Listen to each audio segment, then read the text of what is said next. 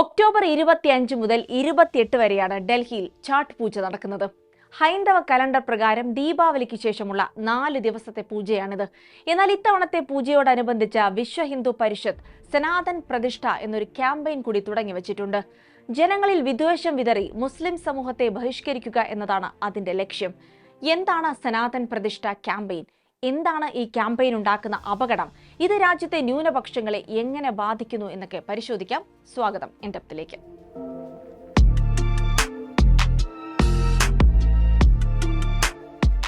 തുടക്കത്തിൽ പറഞ്ഞതുപോലെ ദീപാവലിയുമായി ബന്ധപ്പെട്ട 4 ദിവസത്തെ മറ്റൊരു ഫെസ്റ്റിവലാണ് ഛാട്ട് പൂജ. ഈ പൂജയ്ക്ക് ആവശ്യമായ പൂജാ സാധനങ്ങൾ മുസ്ലിങ്ങളുടെ കടകളിൽ നിന്ന് വാങ്ങുന്നത് ഒഴിവാക്കണമെന്നാണ് ഇത്തവണത്തെ ഛാട്ട് പൂജയോടനുബന്ധിച്ച് VHPയുടെ പ്രചാരണം.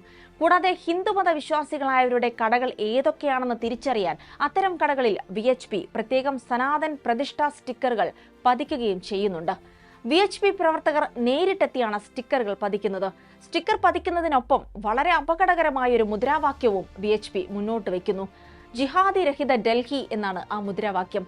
ഛാട്ട് പൂജയോടനുബന്ധിച്ച് പൂജാ സാധനങ്ങൾ വിൽക്കുന്ന കടകളിൽ മാത്രമാണ് ഇപ്പോൾ സനാതൻ പ്രതിഷ്ഠ സ്റ്റിക്കറുകൾ പതിക്കുന്നതെങ്കിലും ജിഹാദി രഹിത ഡൽഹി എന്ന മുദ്രാവാക്യത്തിലൂടെ അവർ ലക്ഷ്യം വെക്കുന്നത് ദീർഘകാലത്തേക്ക് ഡൽഹിയിൽ മുസ്ലിങ്ങളെ ബഹിഷ്കരിക്കുക എന്നത് തന്നെയാണ്. 2025 ഒക്ടോബർ 23-നാണ് ഡൽഹിയിലെ VHP നേതാവ് സുരേന്ദ്ര ഗുപ്ത പൂജാ സാധനങ്ങൾ വിൽക്കുന്ന മുസ്ലിങ്ങളുടെ കടകൾ ബഹിഷ്കരിക്കണമെന്ന തരത്തിലുള്ള ഈ പദ്ധതിയുമായി രംഗത്ത് വരുന്നത്.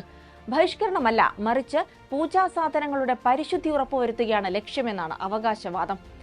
VHP മുൻകൈയെടുത്ത് ഡൽഹിയിലെ എല്ലാ ജില്ലകളിലും ഈ പദ്ധതി നടപ്പിലാക്കുമെന്നാണ് അദ്ദേഹം പറയുന്നത്. ഇതിന്റെ ഭാഗമായി പരിശോധനകളിലൂടെ ഹിന്ദുമത വിശ്വാസികളുടെ കടകൾ കണ്ടെത്തും. അവിടങ്ങളിൽ സനാതൻ പ്രതിഷ്ഠാ സ്റ്റിക്കറുകൾ പതിക്കും. ഭാവിയിൽ അത്തരം കടകളിൽ നിന്ന് മാത്രമേ ഹിന്ദുക്കൾ പൂജാ സാധനങ്ങൾ വാങ്ങാവൂ എന്നുമാണ് സുരേന്ദ്ര ഗുപ്തയുടെ ആഹ്വാനം. ബഹിഷ്കരണമല്ല, മറിച്ച് ശുദ്ധീകരണമാണ് ലക്ഷ്യമെന്ന് VHP പറയുന്നുണ്ടെങ്കിലും ഇത്തരം ക്യാമ്പയിനുകളിലൂടെ അവർ നടപ്പിലാക്കാൻ ഉദ്ദേശിക്കുന്നത് എന്താണെന്നതിന്റെ നേർചിത്രം കാൻവർ യാത്രയുടെ സമയത്ത് രാജ്യം കണ്ടിട്ടുണ്ട്. 2025 ജൂലൈയിലെ മുൻവർഷവും കാൻവർ യാത്ര കടന്നു പോകുന്ന സ്ഥലങ്ങളിലെ ഹൈന്ദവ വിശ്വാസികളുടെ കടകളിൽ ഇത്തരത്തിലുള്ള സനാതൻ സർട്ടിഫിക്കറ്റുകൾ പതിക്കുന്നതായിരുന്നു പദ്ധതി. പേരിന് കടകളിൽ സ്റ്റിക്കർ പതിക്കുമെങ്കിലും അതിനേക്കാൾ അധികവും നടന്നത് മുസ്ലിങ്ങളുടെ കടകൾക്ക് നേരെയുള്ള ആക്രമണങ്ങളായിരുന്നു. ഇതിന് UP ഉത്തരാഖണ്ഡ് സർക്കാരുകളുടെ ഉത്തരവിന്റെ പിന്തുണയുമുണ്ടായിരുന്നു. മുസ്ലിങ്ങളുടെ കടകളിൽ പേര് പ്രദർശിപ്പിക്കണമെന്നായിരുന്നു ഉത്തരവ്. എന്നാൽ ഇത് പിന്നീട് കോടതി ഇടപെട്ട് റദ്ദാക്കി. പക്ഷേ അതിനകം നിരവധി കടകൾക്ക് നേരെ ആക്രമണങ്ങൾ നടത്തിയിരുന്നു. ഇത് തന്നെ ഡൽഹിയിലും നടക്കുമോ എന്നാണ് ജനങ്ങളുടെ ആശങ്ക. ഈ ആശങ്ക ശരിവെക്കും വിധത്തിലാണ് VHP നേതാവ് സുരേന്ദ്ര ഗുപ്ത ദ വയറിന് നൽകിയ അഭിമുഖത്തിലെ വാക്കുകളും. ജിഹാദി രഹിത ഡൽഹിയാണ് തങ്ങളുടെ ലക്ഷ്യമെന്നും അതിനാലാണ് ഇത്തരമൊരു ക്യാമ്പയിൻ ആരംഭിക്കുന്നത് എന്നുമാണ് VHPയുടെ വാദം. പൂജാ സാധനങ്ങൾ വിൽക്കുന്നത് എങ്ങനെയാണ് ജിഹാദി പ്രവർത്തനമാകുന്നത് എന്ന ചോദ്യത്തിന് ഡൽഹിയിൽ കടകൾ നടത്തുന്ന മുസ്ലിങ്ങൾ ഹിന്ദു പെൺകുട്ടികളെയും ഹിന്ദു സ്ത്രീകളെയും ലക്ഷ്യം വെക്കുന്നു. ഇതിനായാണ് അവർ ഹിന്ദു ദേവതകളുടെ പേരിൽ റെസ്റ്റോറന്റുകൾ ഉൾപ്പെടെ നടത്തുന്നതെന്നും VHP നേതാവ് പറയുന്നു. ഇങ്ങനെയുള്ളവരെ അവസാനിപ്പിക്കുമെന്ന ഭീഷണിയും സുരേന്ദ്ര ഗുപ്ത മുഴക്കുന്നുണ്ട്. ഹോട്ടലുകൾക്ക് നേരെ ഭീഷണി ഉയരുന്ന സാഹചര്യത്തിൽ ഇത് സാമ്പത്തിക ബഹിഷ്കരണത്തിനുള്ള ആഹ്വാനമല്ലേ എന്ന ചോദ്യത്തിന് നിങ്ങൾക്ക് എങ്ങനെ വേണമെങ്കിലും ഇതിനെ വ്യാഖ്യാനിക്കാമെന്നാണ് അദ്ദേഹം പറയുന്നത്. ഈ ഉത്സവകാലമോ ഫെസ്റ്റിവൽ സീസൺ മാത്രമോ അല്ല, മറിച്ച് വർഷം മുഴുവൻ നീണ്ടു നിൽക്കുന്ന ക്യാമ്പയിനും അതുവഴി വിദ്വേഷ പ്രചാരണവുമാണ് VHPയുടെ ലക്ഷ്യം.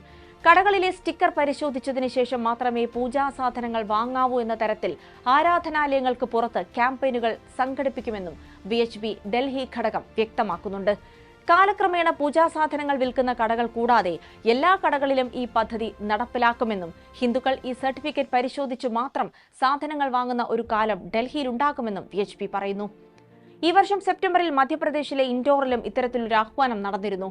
BJP നേതാവും ഇൻഡോർ MLAയുമായ മാലിനി ഗൌറിന്റെ മകൻ ഏകലവ്യ ഗൌറിന്റെ നേതൃത്വത്തിലായിരുന്നു ഈ ബഹിഷ്കരണാഹ്വാനം. മുസ്ലിങ്ങളുടെ കടകൾ ബഹിഷ്കരിക്കണമെന്നും വ്യാപാര സ്ഥാപനങ്ങളിൽ നിന്ന് മുസ്ലിങ്ങളായ തൊഴിലാളികളെ പിരിച്ചുവിടണമെന്നുമായിരുന്നു ആഹ്വാനം. എന്നാൽ ജനങ്ങൾ തങ്ങൾക്കിഷ്ടമുള്ള കടകൾ തിരഞ്ഞെടുത്തെങ്കിലും MLAയുടെ മകന്റെ ഭീഷണിക്ക് വഴങ്ങി ഒട്ടുമിക്ക വ്യാപാരികളും തങ്ങളുടെ സ്ഥാപനങ്ങളിലെ മുസ്ലിം തൊഴിലാളികളെ പിരിച്ചുവിട്ടിരുന്നു.